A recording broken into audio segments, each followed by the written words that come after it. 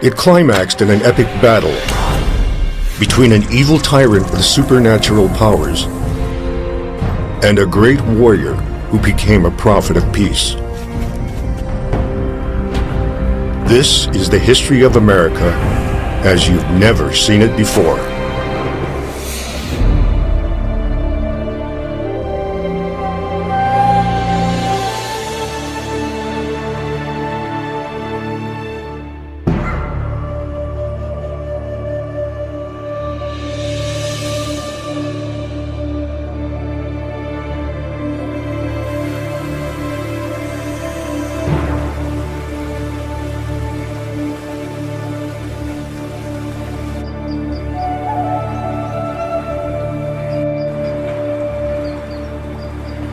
When French explorers first ventured into these great northeastern forests 500 years ago, they encountered a people whom they called the Iroquois. They ruled a vast territory in what is now New York State, Ontario, and Quebec. The French were impressed by the physical prowess of these giants of the forest. What they didn't realize was that the Iroquois system of government was extremely sophisticated and far more democratic than their own. But the path to peace and democracy was long and often bloody.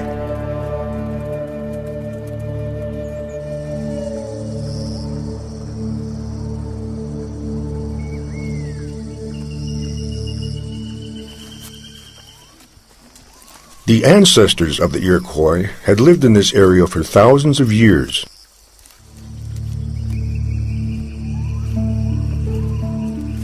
At first, they were hunter-gatherers. When food was plentiful, times were good. When it wasn't, they moved camp.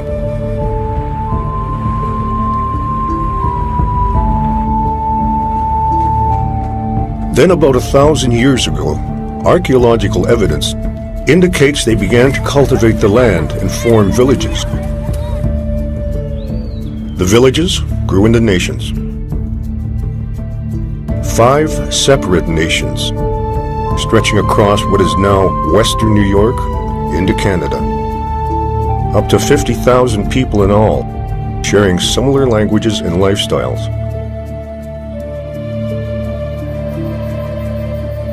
But despite their similarities, they turned against each other. Soon war was all they knew. The land was in turmoil. Feuds among villages, even among families, turned men into warriors who liked to kill. For generations, the Iroquois have passed down the story of the dark times, when the people of the 5 nations were locked in an endless cycle of violence and revenge, so bloody it threatened them with extinction.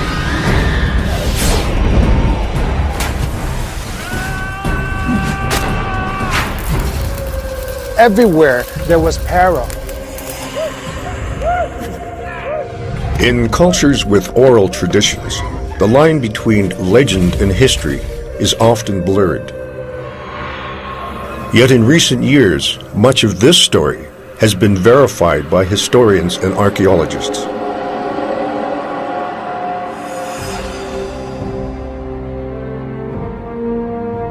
Hiawatha, sometimes called Hiawatha, lives among the people who raised him, the Onondaga, one of the 5 Iroquois nations. Yet he's not entirely one of them. His mother was a Mohawk, probably captured in battle.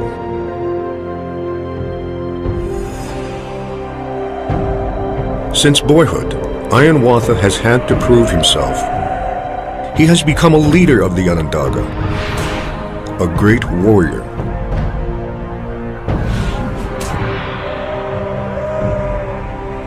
But the wars have exacted a heavy toll, robbing him of his wife and 6 of his 7 children.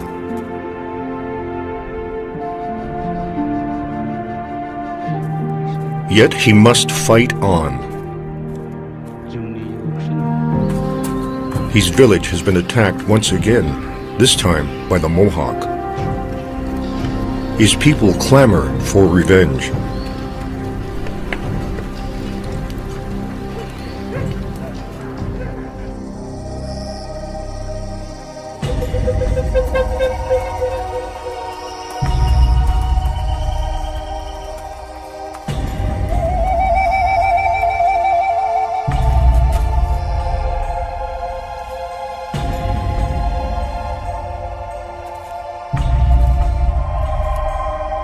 Hiawatha leads his men east.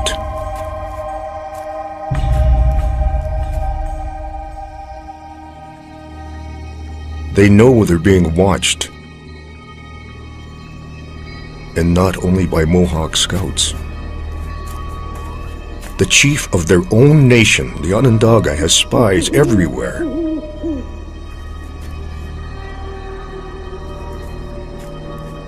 Some take human form.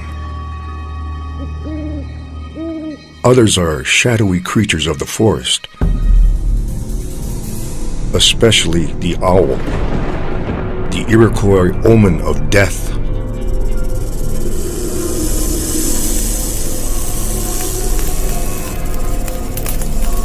The Onondaga chief is a sorcerer, a shaman who manipulates the evil spirits. His body is distorted by 7 crooks. His hair writhes with snakes.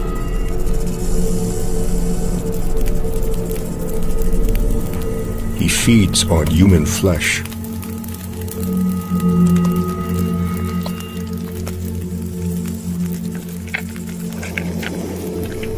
His name is Tadadaho.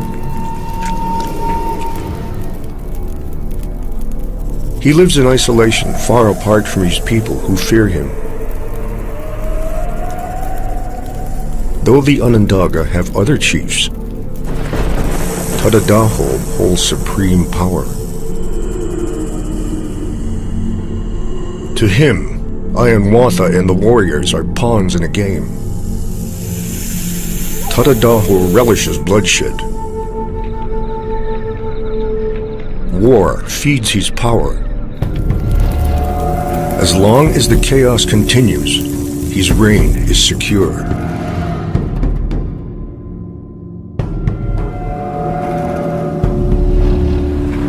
As Tadadaho's spies look on, Hiawatha's men prepare to attack.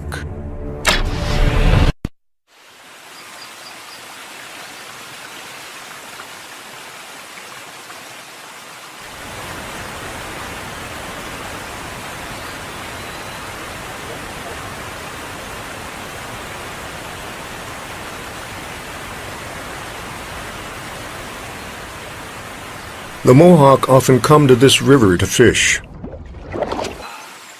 It's within their territory, the easternmost of the 5 Iroquois nations.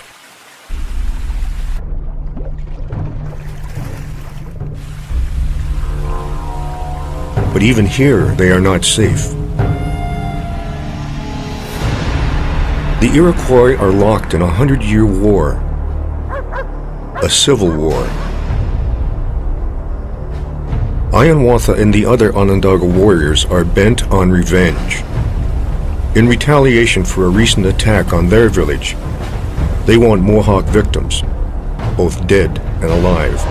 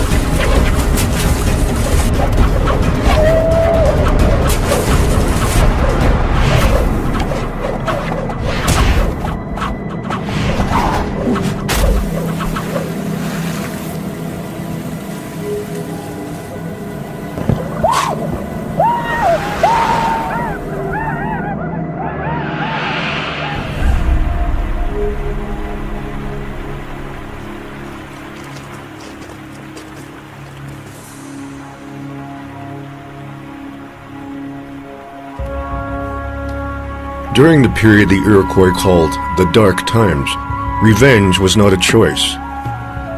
It was fundamental to their belief system, the way they honored and mourned their dead.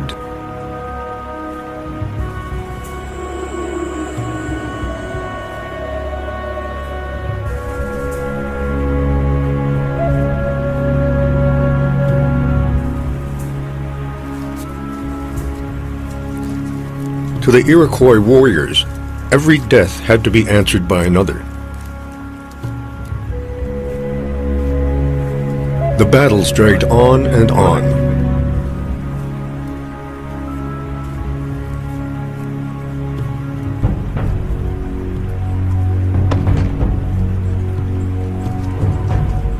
The only alternative to revenge killing was the taking of captives. A healthy captive of the same sex could serve as a replacement for a person lost in a previous battle. But transporting captives was risky. If they loosened their bindings and escaped, they could gather others to pursue the raiders. The Iroquois bound their captives carefully with hemp ropes, the same substance they used to carry burdens.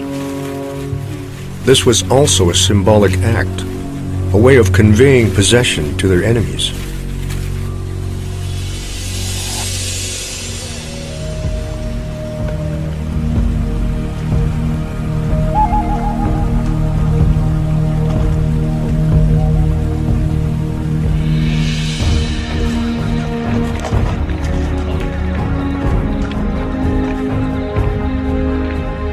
On their way back to their village, the Onondaga warriors follow a path the Iroquois have blazed through the wilderness. It stretched for 240 miles. Today, this route is a highway that runs between Albany and Buffalo. But 1,000 years ago, the warriors ran these miles, forcing their captives to keep up. Along the way, they boasted of the size of their victories in pictographs.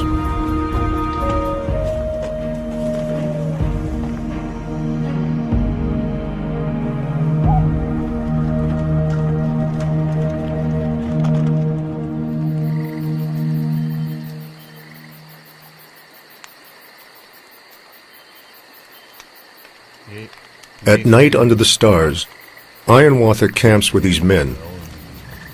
All of them are weary of war. The legend says that Ironwater longs for a better life for his people, but can see no way out.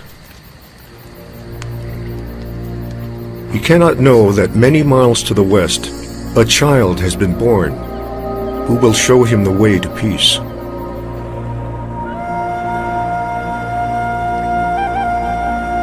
Far to the northwest, in the land of the Huron, a virgin girl gives birth to a baby. She and all the Huron in their village realize the child is blessed and was put on earth for a reason. They call the baby Skenalahawe, but in time he would come to be known as the Peacemaker.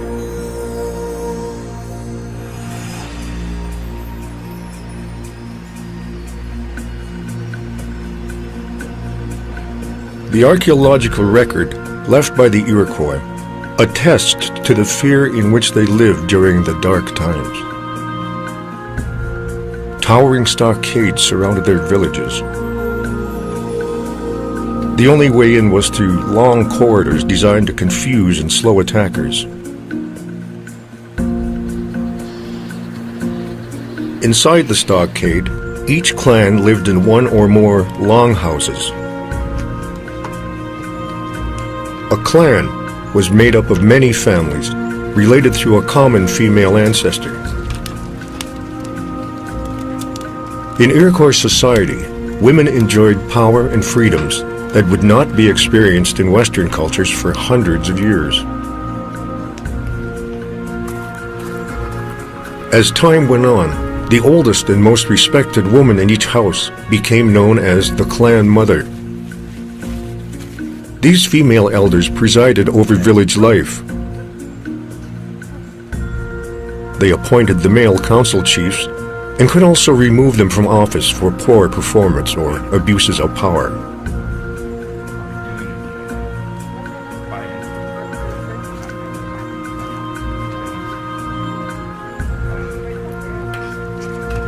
In 4 of the 5 nations, this collaborative system of government flourished. The sole nation in which it did not was the Onondaga. There, Tadadaho reigned supreme.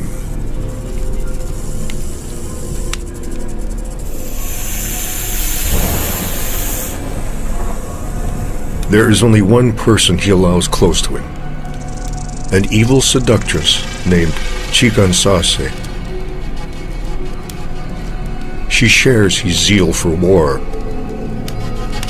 and his craving for chaos.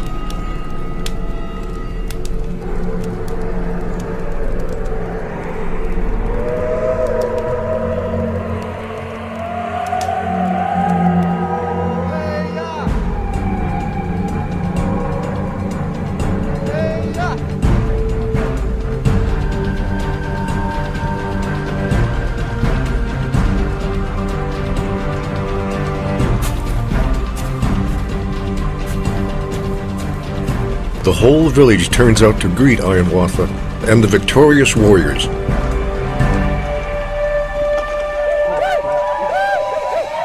They form a gauntlet, a double line for the male prisoners to pass through.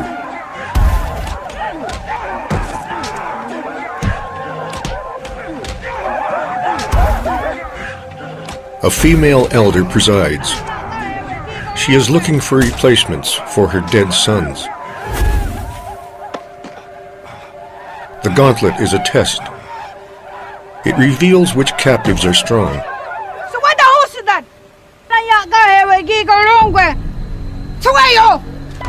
and which ones are not.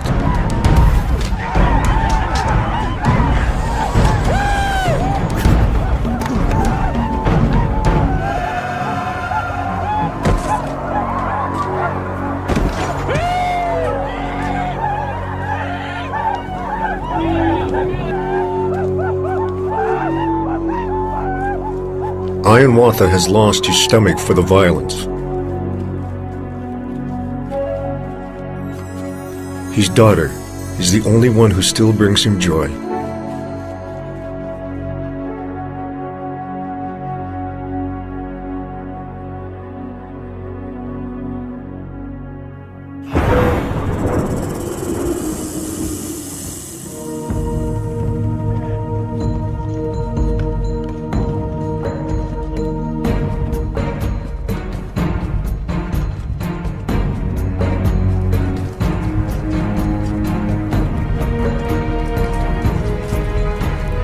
Inside the stockade, the sorting process continues.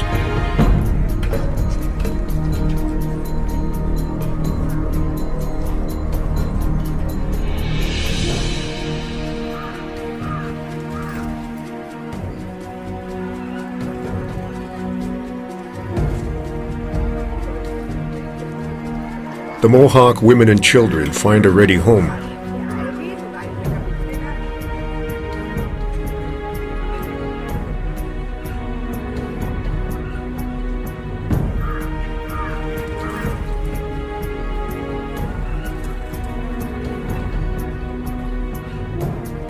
Men who survived the gauntlet are now offered to families who've lost a husband or father.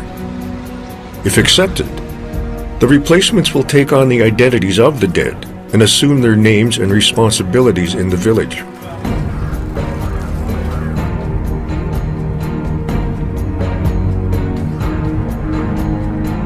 But those whom the elders reject face a very different fate.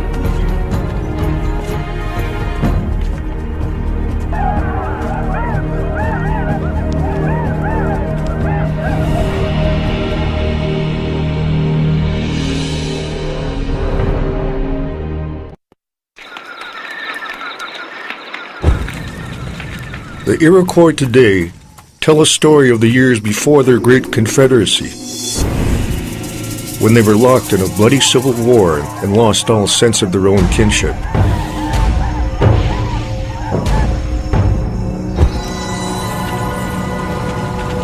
In those days, life was valued as nothing. Everywhere there was peril. Here again, the archaeological evidence agrees with oral history.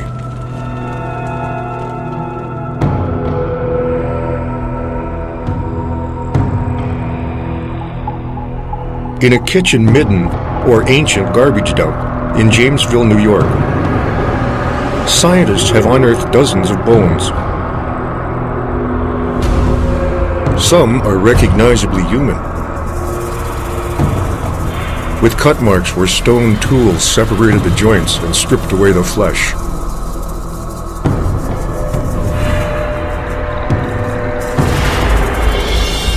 A 100 miles away, archaeologists found two skeletons with their arms, hands, and feet severed. One is also missing its head. Flint arrowheads are deeply embedded in the bones. The broken points suggest the arrows were shot at close range.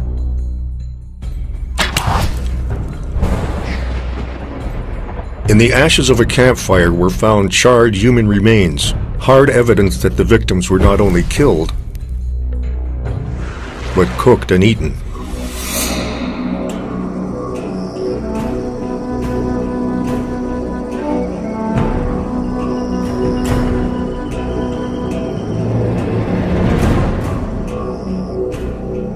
The legend says that Hiawatha is sickened by the ways of these people and his own violent part in it. Yet he fears Tadadaho and continues to obey him. Sensing he is losing Hiawatha's loyalty, the evil tyrant and his supernatural agents monitor his every move.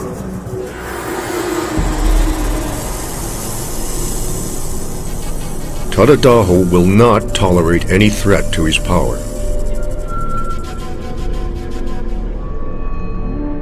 Finally, Hiawatha begins to think the unthinkable. Could he bring down this brutal man who cares nothing for his own people? Tadadaho's powers are extraordinary. No one has ever dared to defy him.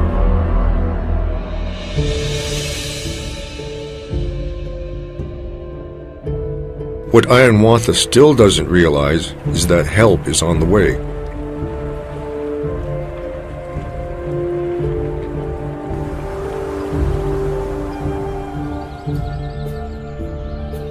In his Huron village, the young peacemaker grows tall and straight. Even as a boy, he's revered for his leadership skills and powers of persuasion.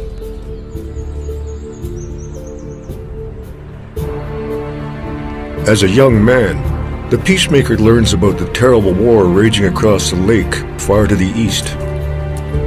He realizes he has a divine mission to intercede.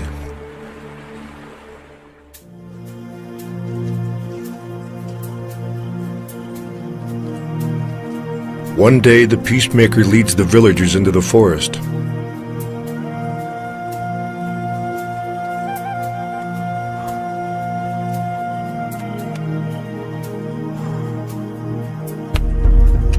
He hacks off the bark of a maple tree and asks his people to taste the sap. If it is sweet, he says, peace will come. But if it turns bitter and runs red like blood, that will mean the peacemaker's luck has run out and the evil one has destroyed him.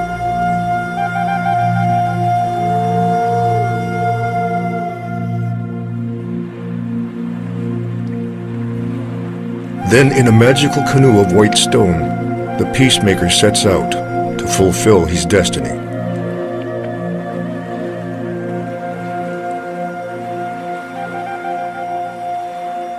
As the peacemaker paddles east, Ayanwantha grows stronger in his resolve to remove Tadadaho from power. He too has recognized his destiny.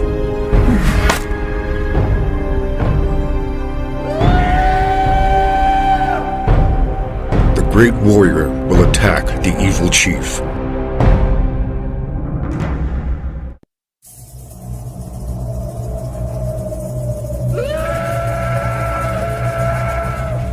Under cover of darkness, Ayanwantha and the Onondaga warriors prepare to attack the remote longhouse of Tadadaho to overthrow their evil ruler. Their task is formidable, but the men are determined.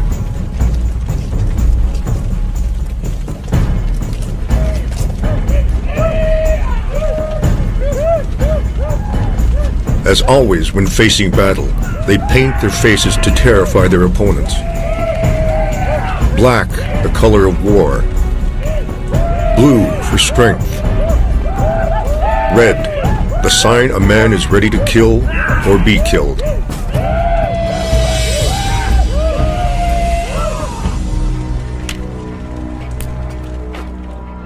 Their weapons are sharp and ready. Hatchets, axes, and flint knives. Developed for hunting, repurposed for war.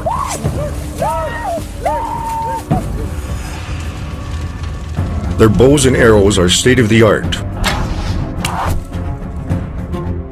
Unique spiral fletching makes the arrow spin. This stabilizes its flight and increases accuracy.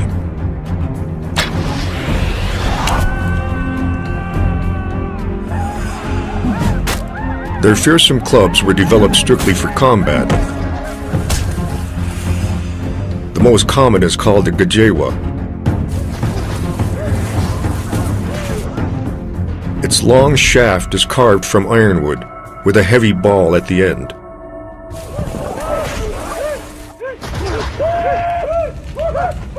What the warriors don't realize is that these weapons will be useless against the supernatural forces of Tadadaho.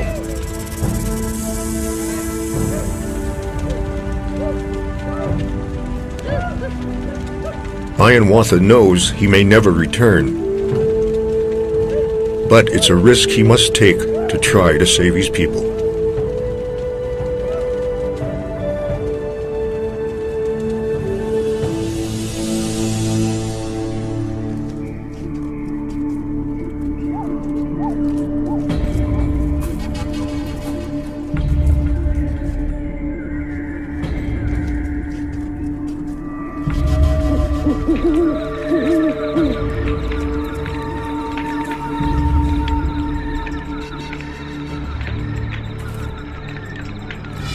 Ayanwantha's war party inches toward Tadadaho's isolated longhouse.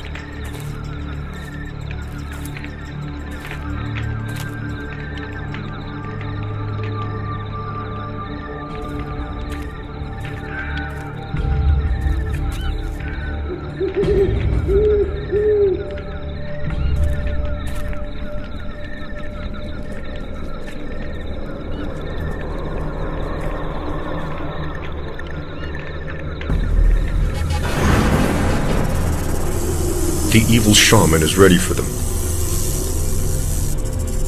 Tadadaho uses all the dark creatures of the forest to fight the forces of good.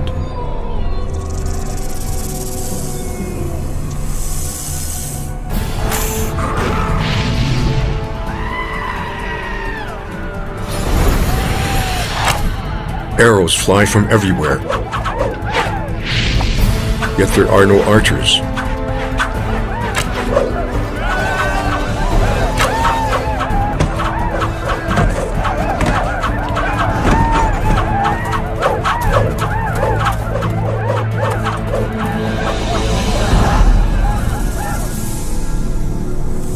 From his longhouse, Tadadaho has been fighting on two fronts.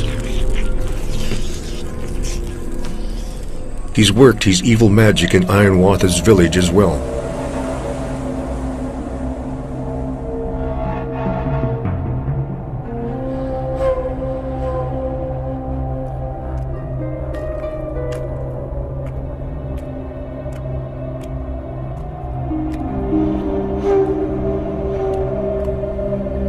tyrant has spared Hiawatha, only to destroy his soul.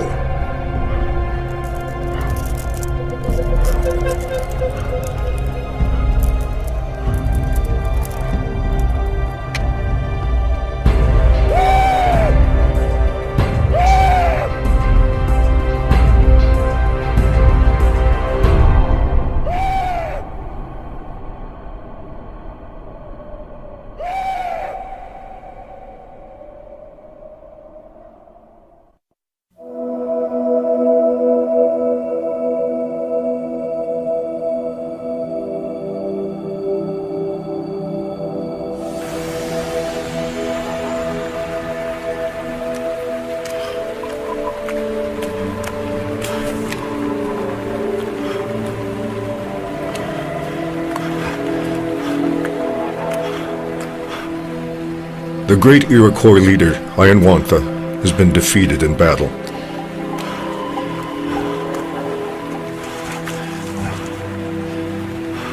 The death of his last surviving daughter at the hands of the evil Tadadaho has broken him. He wanders, dazed and lost.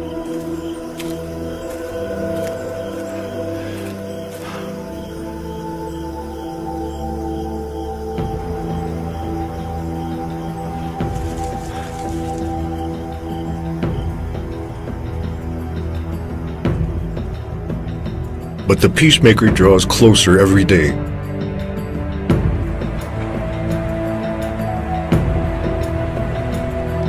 Skenalahawi has journeyed hundreds of miles across the Great Lakes, bearing his message of peace.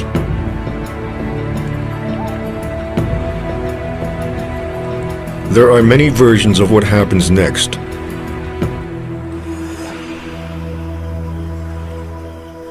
One holds that Hiawatha comes to the shores of Lake Ontario.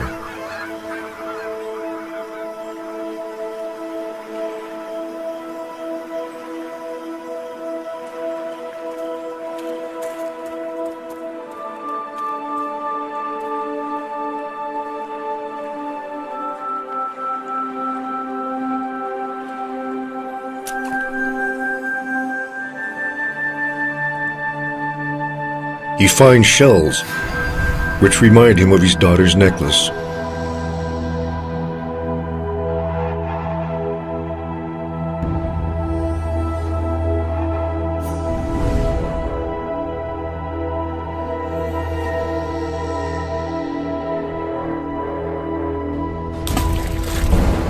At that very moment, the peacemaker appears.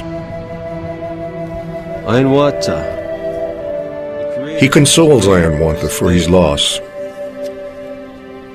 and points out how the shells are opening his heart and allowing him to mourn his daughter.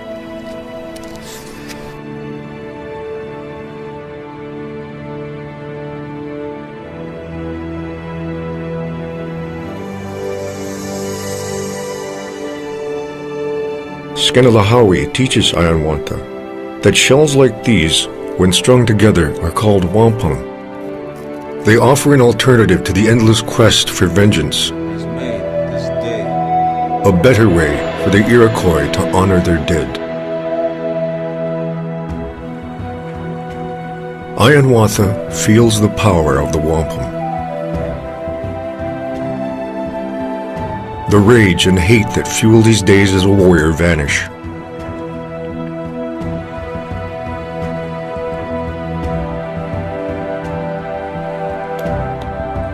He accepts the peacemaker's message and resolves to carry it to his people.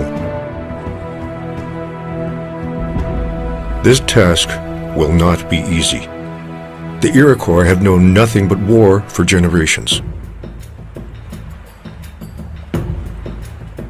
But Hiawatha and the peacemaker set out to convince the Five Nations to abandon war.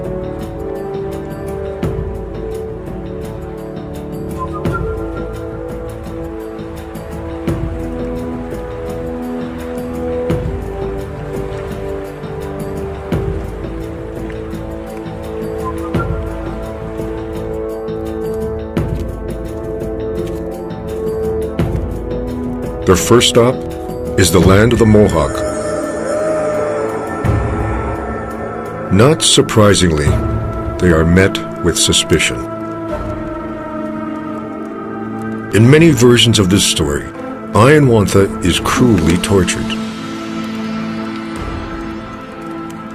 Jaleo Anadagahaga. Jaleo.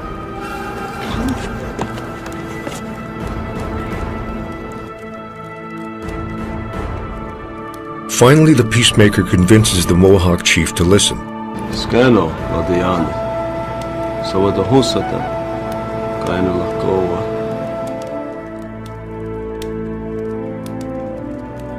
The chief agrees to support their cause, but only if the other nations will take up the challenge too.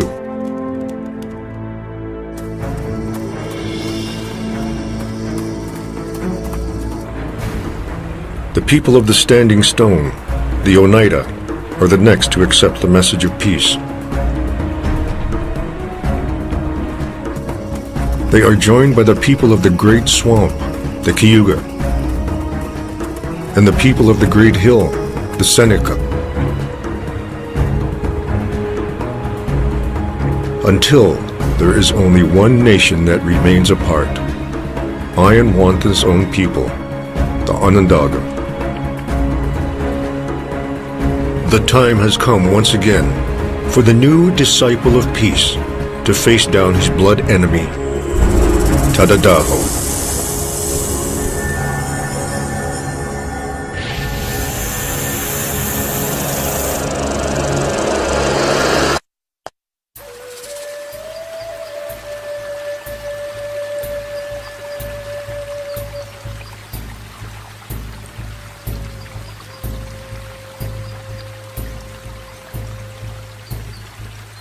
The warrior Ianwantha is now a man of peace.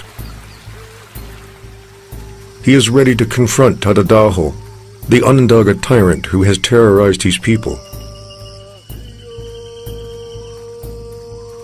Ianwantha has won the support of the rest of the chiefs and all the female elders of the 5 nations.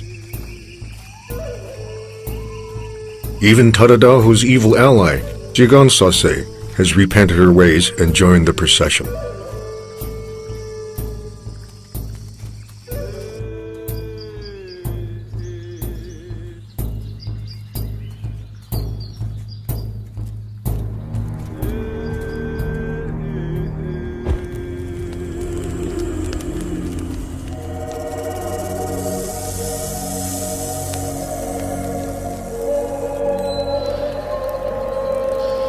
According to the legend, the power of their singing draws Tadadaho from his dark longhouse.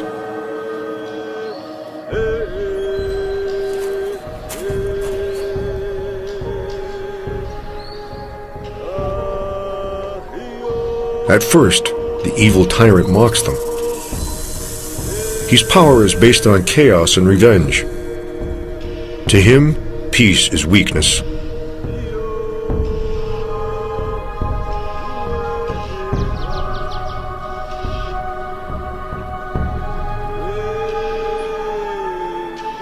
And then something happens that even Tadadaho cannot ignore.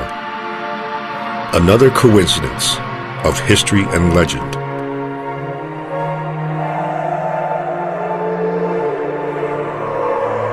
Until recently, most historians and archaeologists believed that the Iroquois formed their union sometime between the 14th and 16th centuries.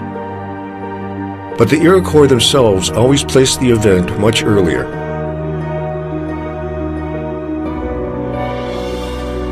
Only one astronomical event agrees with both oral history and scientific evidence.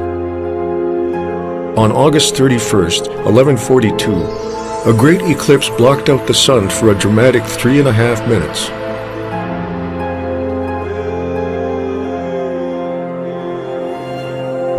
Tadadaho understands his tyrannical reign is over.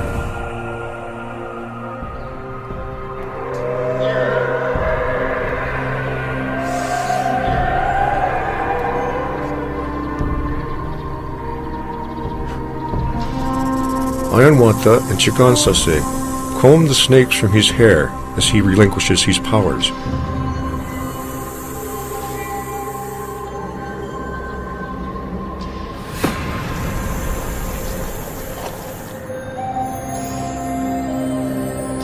This is the moment when the five nations establish the great law of peace to rule their relations.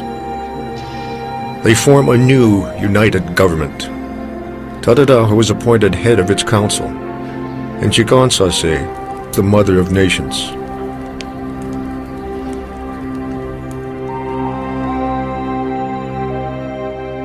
The transformation of the five nations into the Iroquois Confederacy is immortalized in a wampum belt. At its center is a white pine tree, symbolizing the unity of the Iroquois nation. To this day, it is known as Ironwatha's Belt.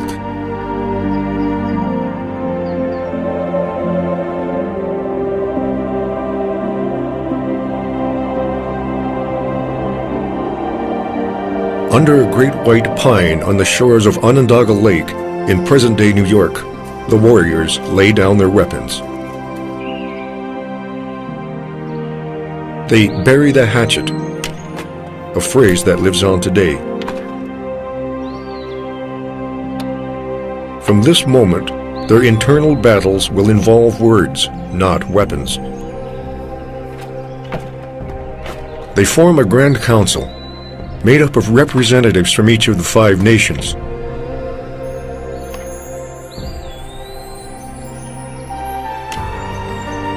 This idea of proportional representation would inspire another set of nation builders 700 years later.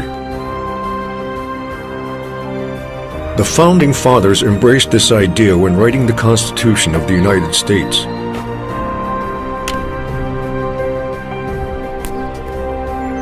They also adopted an Iroquois symbol.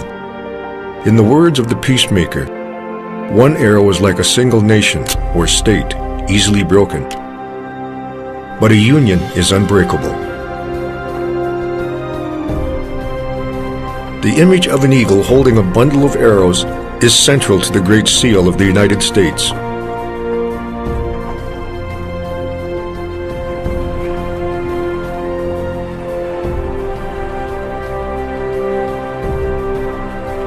Today, the legend of Ironwatha and the Peacemaker lives on. Not only in the laws and traditions of the Iroquois Confederacy,